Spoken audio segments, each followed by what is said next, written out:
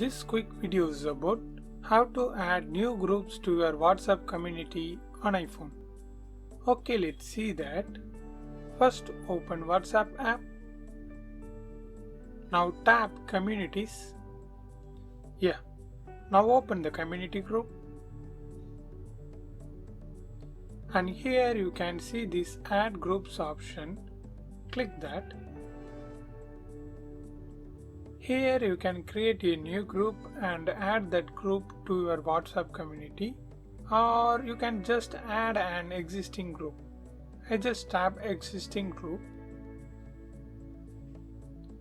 Now I select this because this one was already added.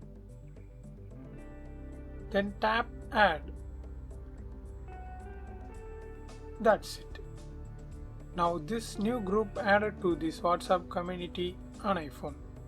And if you want to know more tips and tricks videos about WhatsApp community means, watch this playlist. I hope this video helps. If it really helps means leave a like and share this video with your friends and neighbors.